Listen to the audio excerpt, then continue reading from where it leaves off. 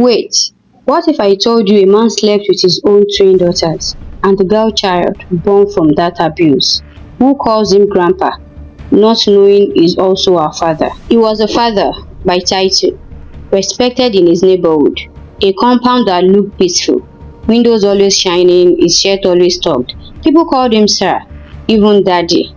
But behind those sparkling windows lived silence. Twin daughters, bright eyes, matching beats, hopeful hearts. But at 13, the brightness dimmed. One stopped dancing, the other became quiet. Fear became part of the air in that house. One night, one of the twins ran. She didn't take clothes, just fear and slippers and pain. Nobody looked for her. The father told neighbors she was wayward.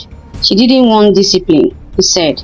The community nodded. Another spoiled girl, they say. The other twin stayed because shame is a prison. Because sometimes silence feels safer than exposure. She endured it until she couldn't anymore. By 18, she had 2 children, not by love, but by force from her own father. She left eventually. She escaped, but she left her children behind. Why?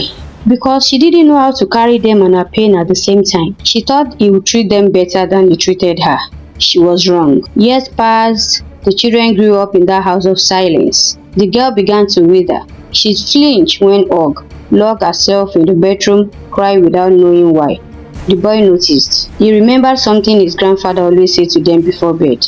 Never tell anyone what happens here.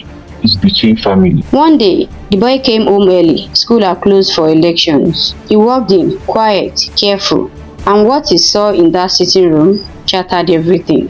His little sister, wrapped in a towel, cornered, frozen. The man he called grandpa, standing too close, hands where they shouldn't be.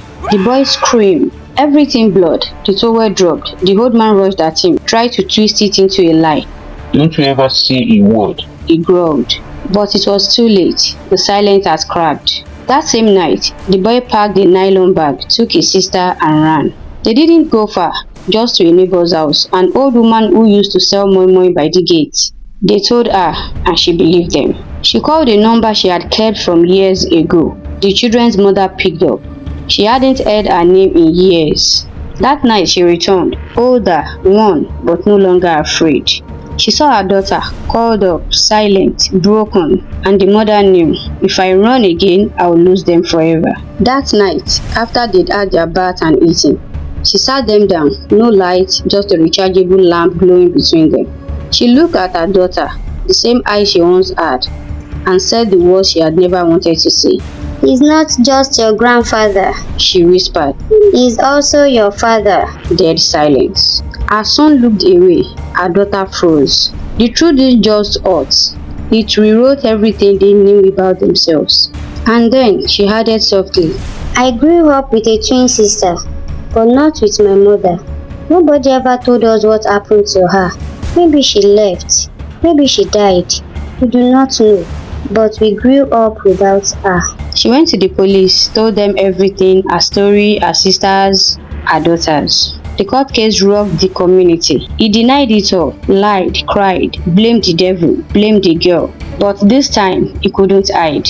Medical reports, statements, witnesses showed up. Her son stood in court and pointed. That's him. I saw him with my own eyes. The judge gave him the maximum sentence, life. He left the courtroom in handcuffs, not as daddy, but as a predator exposed. The girl gets therapy. She's learning to laugh again, slowly. The boy, he wants to study law, to fight for those who are still too scared to speak.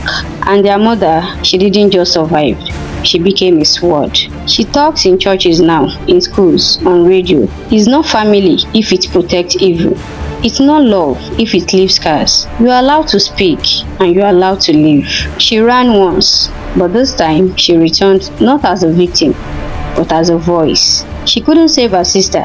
She couldn't undo her own past, but she could protect her children. And that's enough. She taught her daughter that bravery isn't loud. It's quiet. It's trembling and filing a report. It's choosing truth over shame. She's not the girl who ran anymore. She's the woman who stayed and fought and won. And now the circle is broken. The silence is over and a new story begins. A happy story.